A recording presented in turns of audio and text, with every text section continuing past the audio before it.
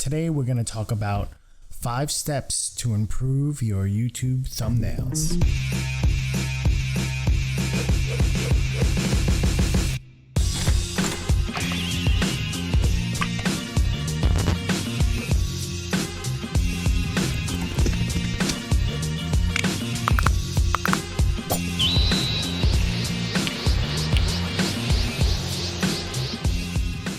Hey, what's up? Joe Gerardi here. And if you want to enhance and improve your Photoshop and retouching skills, consider subscribing. Hit that subscribe button and make sure you hit the bell down below. Most people have issues designing thumbnails for YouTube, specifically vloggers. Vloggers seem to just allow the YouTube app to choose a thumbnail for them, and then they put that up and they don't go through their video and find the specific frame that is best for their thumbnail. If you're one of those people who can take a still shot and use that and have a really nice, composed, beautiful shot for your thumbnail, that's fantastic. But most people just shoot their video and they don't think about the thumbnail until after the fact. But you spend so much time editing and shooting and finding music and finding, all these different pieces of the puzzle to put it together, and then you spend no time on your one thing that gets people to click, which is your thumbnail. So here's 5 steps that I go through to make a better thumbnail. So step number 1 is to scrub through your video and find that perfect spot that gives your personality, and it shows off, it has good lighting, relatively good lighting, and has a fairly good composition. You kind of want your head to be relatively big within the frame, and if you're doing something that portrays your vlogs or your video really well, or portrays your personality, because that's what you're selling. You have one image to get it, so scrub through your video and find that one image. So normally I just scrub through the video that I'm looking through in QuickTime, and I find the one shot that I like. I kind of scrub around. I want look at that smirk. Look at that smirk. So that's a good shot. That's the shot I'm going to use for my thumbnail. Command Shift 4, which gives you the screen grab tool. If you tap spacebar, it'll let you take a screenshot of just the application that you're on, which is great. So now I have a screenshot of this image. Now I'm going to scrub further in where I leave the frame. If you have some great scenes that you want behind your thumbnail, you don't have to use the same image of you as the background. So you can mix and match and make a much more interesting thumbnail. Now, a lot of the times my backgrounds are relatively boring. It's just my shot of my office, but I think I'll show you how we can enhance that and make it really stand out and pop. Take a snapshot of your background image. The second step is that I work backwards. I design and put together the type for the thumbnail, and this gives you time to think about your title, which is really important for searching, but your title doesn't necessarily have to match exactly to the type that you're using on your thumbnail. It can be a shortened or pared down version of what your longer title will be in YouTube. So there's a couple places where you can get really great fonts. If you're working in Adobe, you can go to Adobe Typekit, and if you're part of the Adobe Creative Cloud suite, you can find thousands and thousands of fonts that you can freely use from Adobe Typekit, and they have thousands and thousands of them. If you're looking for a free option, you can go to dafont.com, and they have thousands and thousands and thousands of fonts here on DaFont. They're all different styles. There's Gothic, there's Techno, there's Foreign Look, there's Fancy and Cartoony and Old School. And your font choice is really, really important. I tend to not use serif fonts because serif fonts are much more difficult to read specifically when they're small.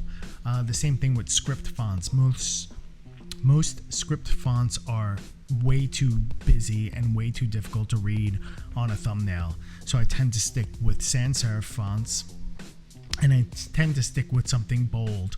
But this is where you can kind of play with your style. Find something that you like, find something that works with your brand. If you already have a logo, or if you already have fonts that you use in your identity, this is a good place to use them. So then I go into Photoshop, go File, New, I pick, let's name the YouTube thumbnail. I pick document type, film and video, HD TV 1080p, 1920 by 1080 at 72 dpi. That should work fine. Now, in Photoshop, if you hit Command : will give you your action saved and title saved areas where you should keep your thumbnail. If you've noticed in YouTube, a lot of the times they will crop your thumbnails down for when they show it in the suggested or the sidebar or on mobile or on different platforms, and showing your thumbnails in different ways. So you have to pay attention that you want to focus your important part of your image and important part of your type within that center action and title saved areas. And I tend to also split the canvas in half so that we can design the title on one side and use the image on the other. I'll show you. Click on the background, hit Command A to select all, Command T, and that will give you the crosshairs in the middle. Then I drag out another guideline for the center, and I even drag out another guideline for the horizontal center. Command D to deselect.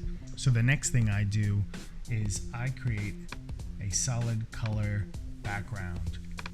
So you go under layers, you go to adjustments, solid color. It'll bring up your color picker, and it doesn't matter the color at this point. I'm just using it just to show how everything is going to play together. Now that is above my background layer called color fill. Then I'm gonna go to the type tool, T. I'm gonna click on the area, and I'm gonna start typing. This is where I put in my title. I tend to put every line of type on its own layers so that I can manipulate them independently of each other. 5 steps to better YouTube thumbnails. So now that I have all my type that I'm going to use for my title, it's important to research your titles and find specific titles that work for, that represent your video, but also are good for search. Because you're going to be, when you search for your titles and your tags and in your description, if those things all match, you're better to be ranked on YouTube. So I'm going to go up here to when you're in the move tool, you can then align them all centered just like that. You can even align them so that they all space out nicely. Right now I'm using my favorite font, which is Keep Calm, which is from the DeFonts website. So I'm gonna make them a bit bigger. I'm gonna probably go up to maybe 150. Whoa. I'm gonna go up to 100, and I'm gonna spread them out a little bit.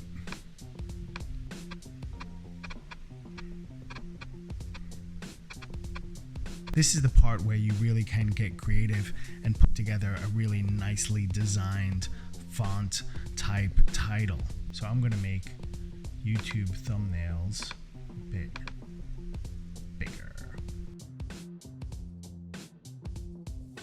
Command T, and then you can transform your fonts once you make them selected. I'm going to grab the screenshot I took of the thumbnail and the background. I'm going to throw them on there just to get a first round positioning.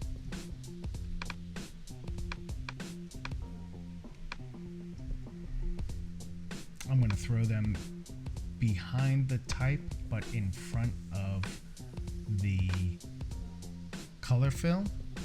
And then if you select them both in the layers palette, Command T, now you can start and transform and make them bigger.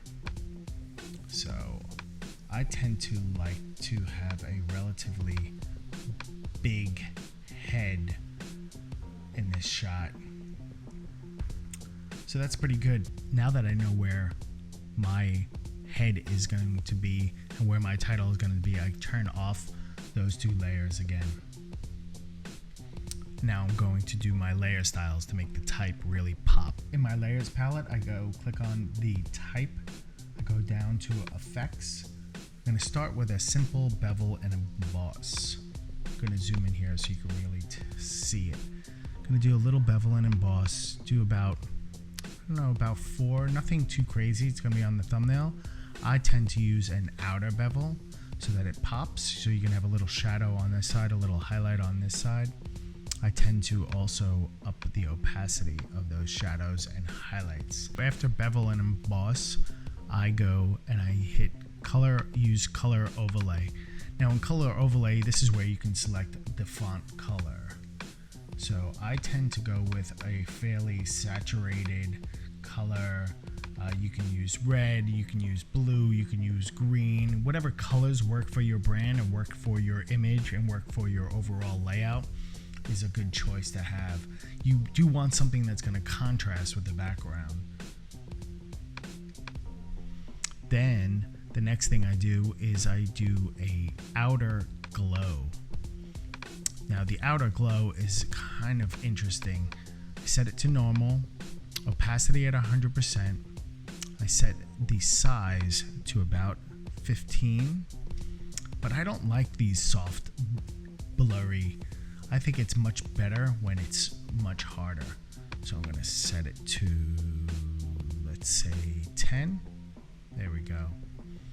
Now that gives it a much nicer, harder edge to the thumbnail.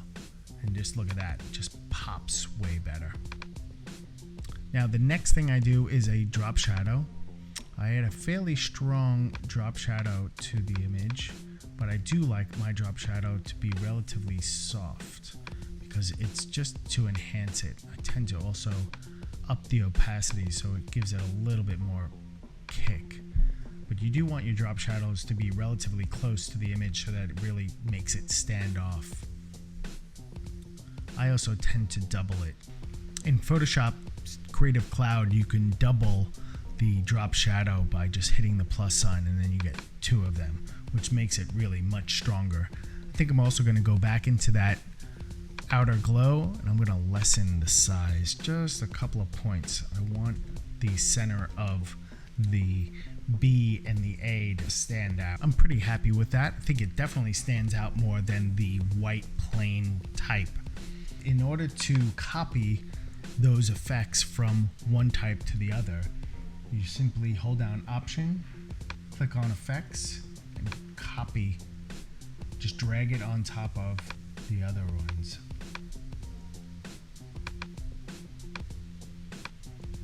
Boom. With all these layer styles, you can go back in and tweak it once we get further in. Next thing I do is I select all the type that I'm using. Hold down Shift, select all the type. Command G will put it all in a new folder. So I have all the type in one folder. You can also rename that folder type. Step 3, we're going to deal with the actual image. So the first thing I like to do with the image is to sharpen it. And this isn't the way I would normally sharpen a photo for Instagram or for an advertising campaign or for any normal use, but you have to always take into consideration that this is going to be used for a thumbnail. It's going to be very small on a mobile device or even on a big screen. It's still going to be relatively small, so you want it to really be crisp. So I tend to over sharpen it. Click on your image, go to Filter, Sharpen, unsharp mask. Now, these settings are way, way, way too high, but they work really well to make your image really pop. I normally set my amount from anywhere from 250 to 300. The radius is about 2.5 and the threshold is about 1. Normally when you're sharpening an image, you kind of want to stay somewhere within here for a normal photo, just to give it that little bit of hint. But I'm going to go to 300 and 2.5. And that really makes the image pop. Now you have to silhouette the image, so we're going to go and path out the image. I tend to like using paths because it gives you a nice hard edge and it's really smooth edge. There's 1,000 ways to silhouette and mask an image in Photoshop. My preferred method for this style is a path. So I tend to use the path tool. Choose the pen, and I usually start on the outside of the image, and pathing is relatively easy. You just click and you drag it out. Click, hold, drag, and you see how the lines tend to merge. And at this point, you don't really need to be super accurate. You just kind of want a smooth edge. I tend to also be slightly on the inside of the image, just so that it's a bit smoother.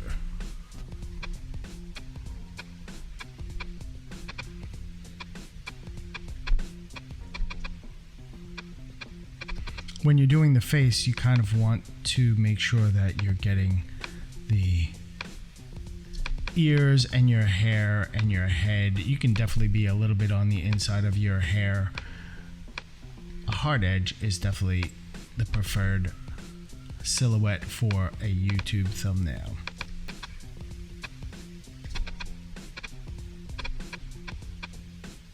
So when you're pathing, you can go from one point to the other, and then I can put another path all the way down here. And if I hover over that center line, you see how my tool changes to a path with a plus. If you click, now it puts the Bayesian curves handles already there. Now if you hold down Command, you can then pull that out and it's going to automatically be a curve. Around the glasses, I'm going to get a little bit more tidy.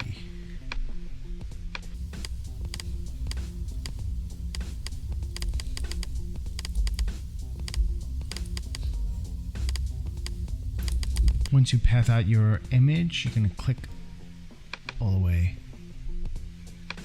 back and close that path. I'm going to pull this out. You can also go back. What I really like about paths is that you can go back and refine them after the fact, relatively easy. And again, this doesn't have to be perfect, but a decent spending some time on this path will definitely give you a better result.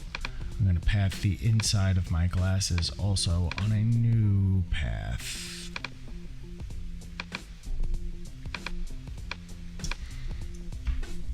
Good. So from there, I put the head image in a folder. Same way I did the type. Click on the head image, hit Command G, call it head. Then while I have my path also selected, I can hold down Command while I'm on the folder and click the mask icon, and now,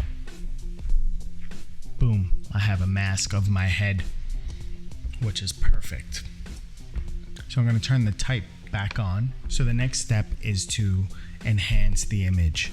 And the reason why I like to keep a background image and the head image separate is so that I can enhance them separately. This gives you the ability to really make the head really pop out.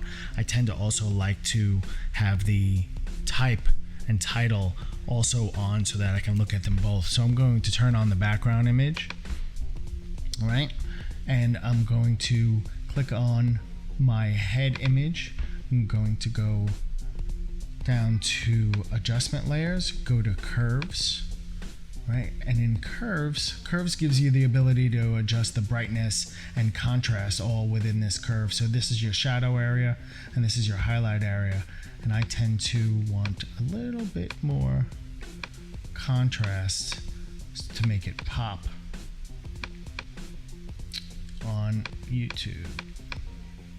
Maybe that's a little too much.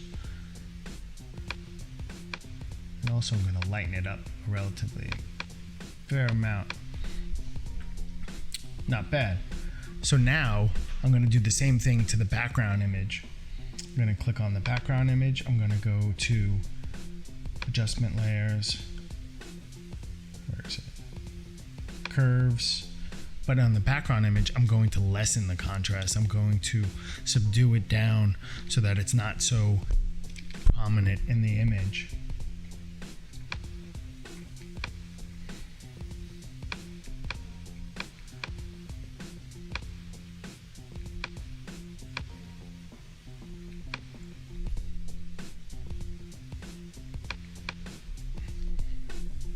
So as you can see, already right there, it's really standing out comparatively to the original image.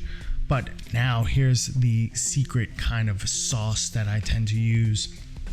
I tend to take that original color fill layer that we created in the beginning, and if you put that above your background image and you go up to your layer modes and you change it from normal to color, now all of a sudden you have a contrasting color between your head, the type, and the background. Now I tend to use a complementary or tertiary color to what I'm wearing or to my skin color. I'm a relatively olivey, warm-blooded Italian, and I wear red a fair amount. So the opposite of reds are in the greens.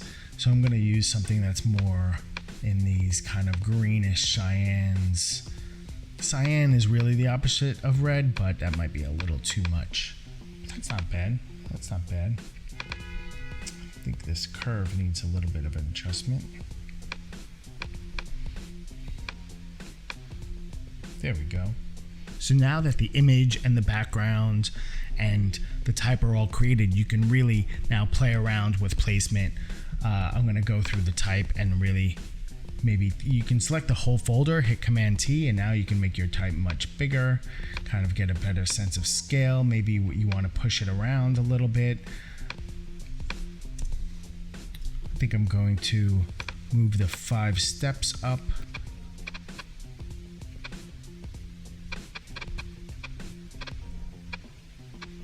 You can also play around with the rotation of your type and also the color if you want to change the color. I think I'm going to rotate YouTube so to make it a little bit more prominent and maybe make it a little bit bigger. Cool, I'm pretty happy with that. Those are the 5 steps that if you get this far, I think you're doing pretty good and you have a decent thumbnail. But here's the secret sauce to making that really, really pop. Now this is a bit of an advanced technique. It requires you to use a brush and to use a specific layer. So I'm going to show you. This is called dodging and burning, but I do it via a soft light layer. So in your head image, you want to click on your head on your layers palette, go to layers, hold down Option on your keyboard, click new layer. I call it soft light. I'm going to color it orange because all soft light layers should be colored orange according to me. And I'm going to go change the mode to soft light, opacity 100%. Now, I'm also going to take that soft light layer, hold down Option, and copy that above the background layer. So now I have 2 soft light layers. So we're going to affect the head and then we're going to affect the background. Here I'm going to pick a soft brush. You can go into Windows to show your brushes, brush settings. And now I have all my brushes in here. I'm gonna pick a brush. I'm gonna make sure that the hardness is set to 0 and size, I don't care as of right now.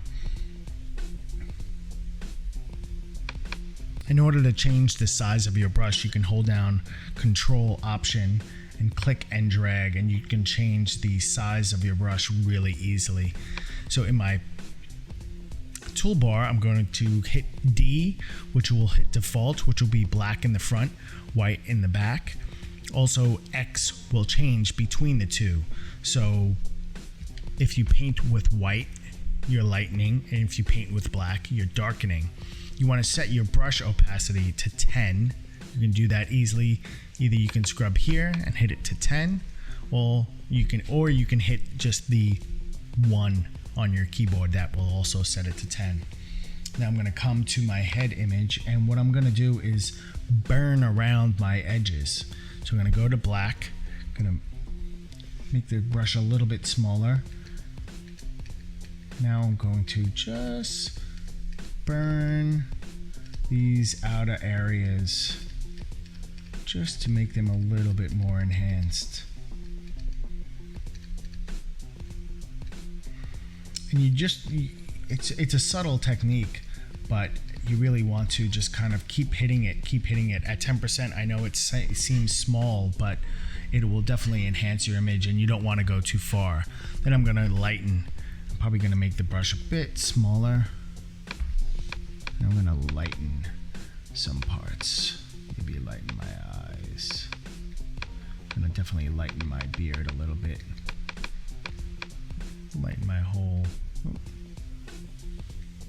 What's nice about Photoshop, you can just Command Z and undo pretty much your last few moves. Command Option Z will undo multiple moves back. So I'm pretty happy with that. So now what I'm going to do is zoom into my eyes with the tool set on black and a relatively small brush. I'm going to set it to a 20% opacity. Change this to, I'm going to set this to 30%, 25% opacity. And with a small brush, I'm going to darken my glasses. I'm also going to darken my pupils and my eyes. And then with the white, I'm also going to whiten my eyes at 10%. You don't want to go too far with whitening your eyes, or else it'll look pretty garish. Just a little bit. A little bit goes a long way. Maybe darken underneath my eyes. So this is the before and the after. Before, after. It really does make a difference. So now that you're going to do the same thing on the background, you're going to take a brush. Now you can use a much bigger brush for this. And I tend to start to darken behind me. Maybe I'll start at like 40%. And I just tend to darken around there, maybe lighten up behind the type a little bit.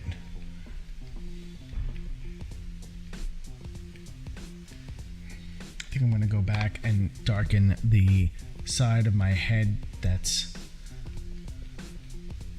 maybe too much.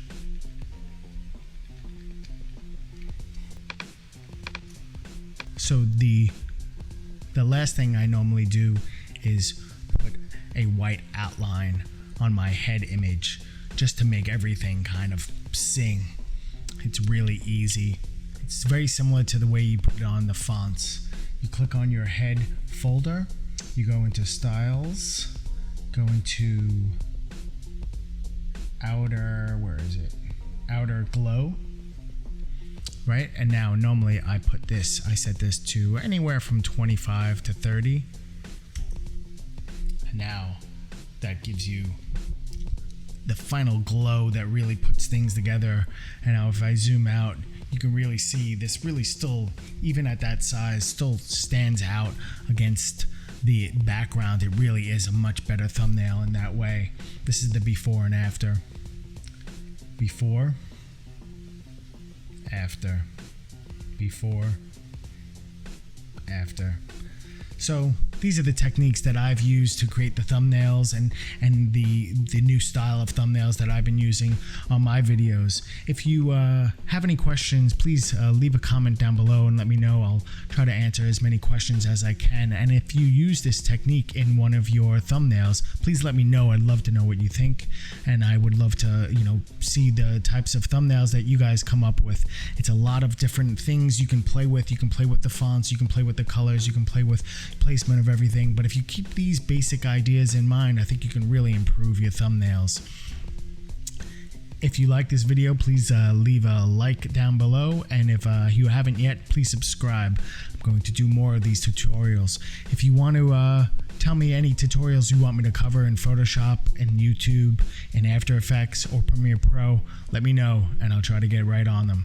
Thanks so much, and I will see you in the next video. Have a good night.